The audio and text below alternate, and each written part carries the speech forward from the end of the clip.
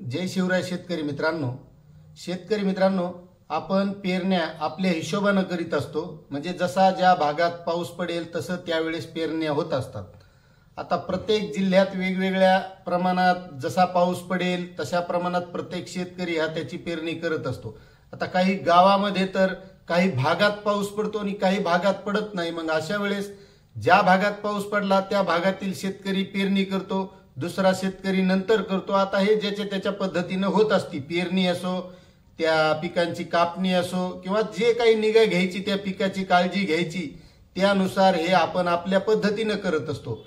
मात्र शेतकरी मित्रांनो, कृषी विभाग हा त्यांच्या पद्धतीने एक जिल्हानिहाय कोणत्या भागात कोणत्या तारखेला पेरणी होतात, कोणत्या पिकांच्या कोणत्या काळात होतात किंवा कापणी कोणत्या वेळेत होते, लावणी कोणत्या वेळेत होते, असं एक कृषी विभाग क्रॉप कॅलेंडर जाहीर करीत असतं।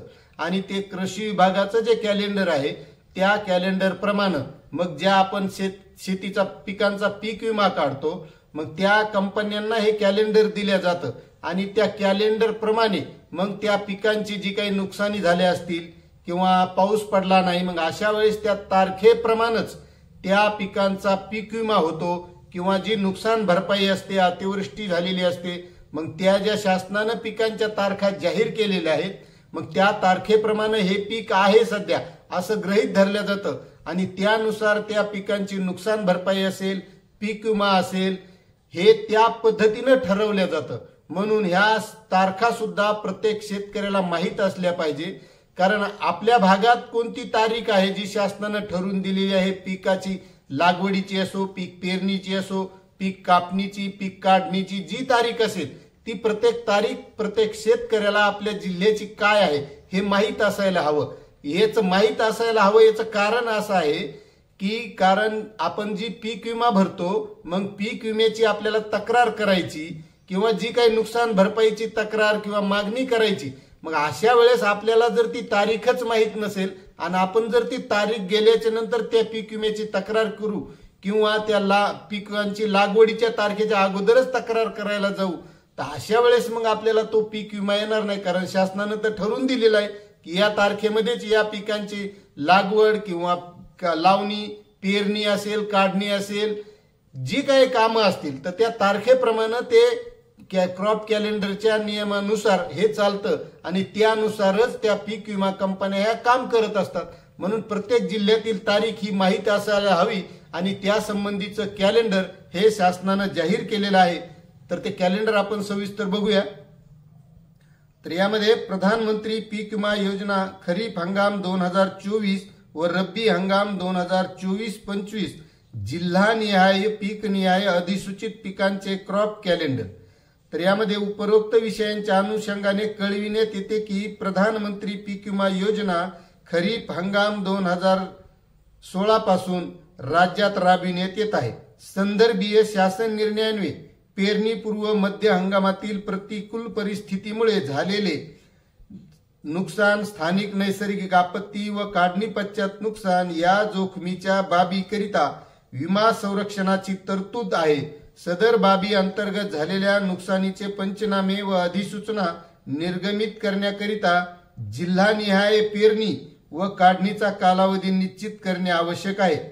म्हणजे प्रत्येक जिल्ह्याचा वेगवेगळा हा पेरणीचा, काढणीचा हा अहवाल वेगवेगळा, म्हणजे तारखा वेगवेगळ्या आहेत। मग त्या तारखा प्रत्येक जिल्ह्याच्या आपल्याला माहीत असल्या पाहिजे। आणि मित्रांनो, ह्या तारखा मग आता यासाठी तुम्हाला काय करायचं, ह्या तारखा कुठे बघायच्या, तर आपल्या डिस्क्रिप्शन मध्ये लिंक दिलेली आहे आणि कृषी विभागाच्या वेबसाईटवर सुद्धा हे दिलेलं आहे।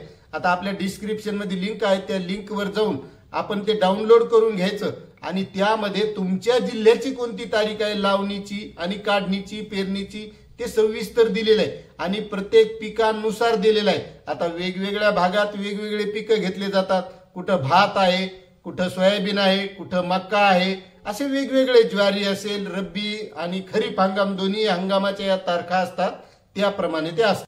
खरीप हंगाम 2024 मध्ये भात, ज्वारी, बाजरी, नाचणी, मूग, उडीद, तूर, मक्का, भुईमूग, कारळे, तीळ, सोयाबीन, कापूस व खरीप कांदा म्हणजे 14 पिके। तसेच रब्बी हंगाम 2024 मध्ये गहू बागायत, रब्बी ज्वारी बागायत, व जिरायत, हरभरा, उन्हाळी भात, उन्हाळी भुईमूग व रब्बी कांदा अशी 6 पिके ही पिके अधिसूचित करण्यात आली आहेत. त्यानुसार जिल्हानिहाय अधिसूचित पिकांच्या पेरणीच्या व काढणीच्या तारखा जिल्हा स्तरावर निश्चित करण्यात आल्या असून पर्जन्यमानानुसार यामध्ये बदल संभवतो. सोबत खरीप हंगाम 2024 व रब्बी हंगाम 2024-25 साठीचे क्रॉप कॅलेंडर आपले माहिती तथा पुढील कार्यवाहीसाठी उपलब्ध करून देण्यात येत असून ते कृषी विभागाच्या संकेतस्थळावर प्रसिद्ध करण्यात येत आहे. आता हे कृषी विभागाच्या संकेतस्थळावर तर प्रसिद्ध करण्यात आलेलंच आहे. आता ते प्रत्येकालाच कृषी विभागाच्या वेबसाईटवर जाऊन डाउनलोड करणं, पाहणं, त्यामध्ये शोधणं हे न जमल्यास आपण आपल्या डिस्क्रिप्शन मध्ये जी लिंक दिलेली आहे त्या लिंकवर जाऊन हे क्रॉप कॅलेंडर आपण बघायचं आहे. म्हणजे आपल्याही लक्षात येतील की या तारखा ज्या आहेत त्या तारखेप्रमाणे मग आपल्याला पीक विम्याची तक्रार करायची असेल तर त्या तारखेप्रमाणेच करावी लागेल. म्हणजे आपल्याला पुढे किंवा त्या पीक विमा कंपनीला सुद्धा त्यावर कार्यवाही करायला सोपं जातं. आणि आपण जर त्या तारखेव्यतिरिक्त तक्रार करत बसलो तर आपल्याला ती पीक विमा कंपनी तर जास्तीचे नियम दाखवून नियमानुसारच ती करणारे, एरी असंच लवकर करीत नाही आणि पुन्हा त्यातले आपणच लेट झालो म्हणजे ती पीक विमा कंपनीला कारणच सापडतं आणि मग अशा वेळेस आपल्याला पीक विमा येण्यासाठी अडचण होते.